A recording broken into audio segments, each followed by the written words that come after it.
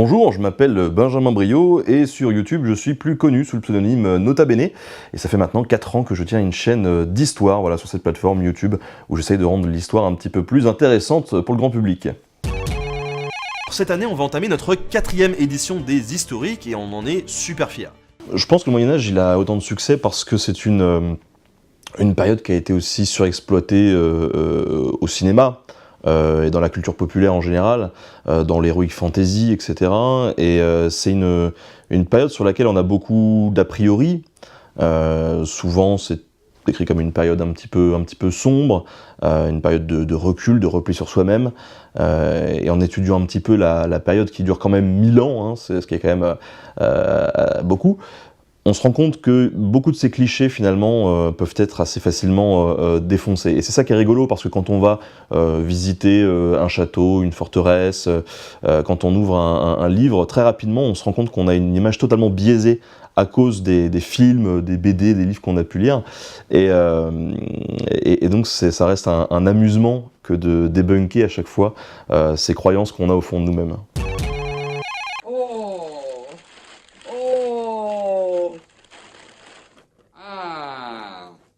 C'est l'affluence et c'est la multiplicité des endroits d'où les gens viennent.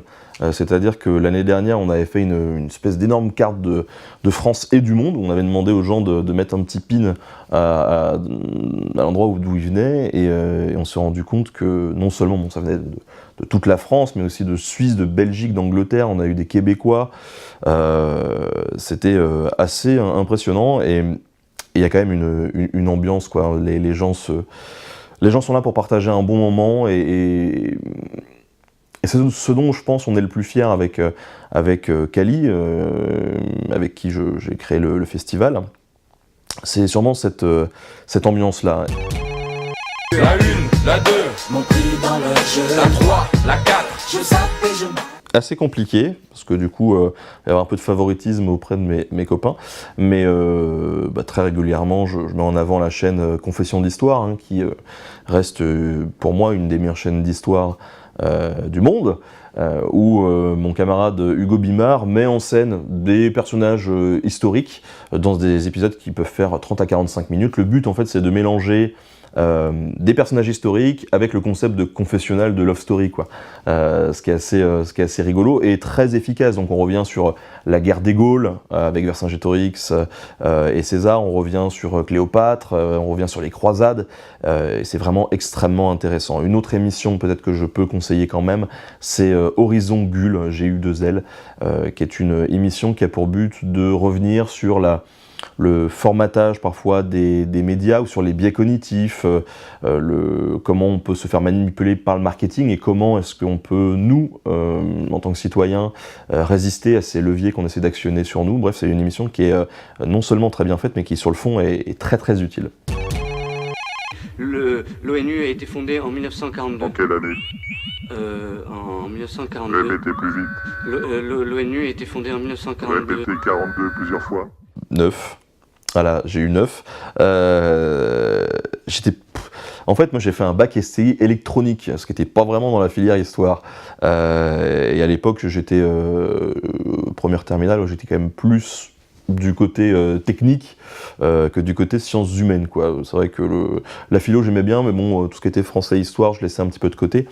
Je préférais l'histoire un peu au collège, mais l'histoire je m'y suis mis quand même assez tard, et c'est après ce bac électronique d'ailleurs que j'ai commencé une fac d'histoire. J'ai pris un virage à 180, et puis je suis resté que 6 mois dans cette fac, parce que je suis revenu à la technique avec l'audiovisuel, et je me suis orienté vers le métier de caméraman et de monteur. Mais voilà, 9, c'était pas très glorieux, j'en suis pas spécialement fier, mais je m'en suis bien tiré, je crois.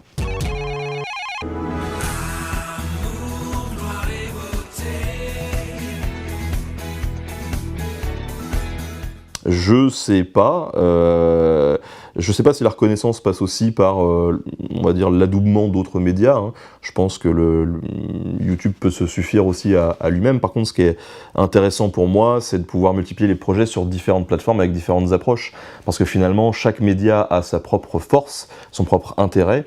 YouTube, ce qui est vraiment très très bien, c'est qu'on est libre. Enfin, il y a une liberté qui est quand même illusoire, parce qu'il y a des contraintes quand même éditoriales, si on veut pas se faire démonétiser, tout ça, mais on est quand même assez libre, je peux faire les formats que je veux, je peux parler de ce que je veux, je peux faire une vidéo sur le sexe au Moyen-Âge, je peux faire une vidéo sur la taille de la pierre à Caen, voilà, il n'y a pas de problème. Néanmoins, je reste souvent tout seul sur les épisodes classiques, même si je travaille avec des techniciens sur quand même, on va dire, la moitié des épisodes. Mais ce qui est intéressant avec Arte, par exemple, pour ma série History Screed, qui parle de l'histoire et du jeu vidéo, que j'ai pu sortir au début de l'année 2018, c'est justement ce process qui va se mettre en place un petit peu télé, avec derrière des documentalistes, tout ça, puis il y a une force de frappe qui fait qu'on va pouvoir aller tourner en République tchèque, au Canada, aller vraiment dans les studios, donc on a forcément plus de moyens, il y a des équipes qui sont quand même beaucoup plus grosses, donc ça apporte quand même une plus-value, et puis le fait qu'il y ait une contrainte de format pour Arte, puisqu'il fallait qu'il y ait un format de 7-8 minutes par épisode, alors moi ça m'agaçait profondément durant tout le processus de création, parce qu'il y a 80% de ce que je voulais dire que j'ai pas pu dire dans les épisodes, mais c'est aussi un exercice de vulgarisation qui est assez intéressant, et il a fallu en 8 minutes que je puisse synthétiser l'essentiel et donner envie aux gens d'aller plus loin. Donc en soi, ça, c'était quand même vachement bien aussi. Puis Télérama, ils sont gentils, ils viennent de temps en temps faire un petit article, voilà, je les salue bien bas, les Inrocks aussi.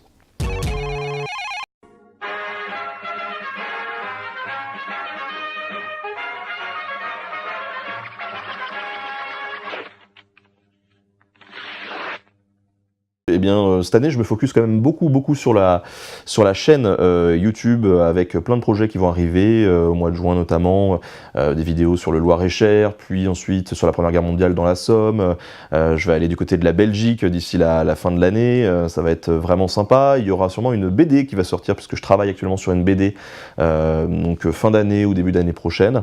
Les historiques, bien évidemment, le festival qui se déroule à Montbazon, qui mélange histoire et YouTube, festival de vulgarisation qui se déroulera du 20 au 22 juillet. Voilà, c'est complet, mais bon, je vous le dis quand même, voilà. Pour l'année prochaine, peut-être.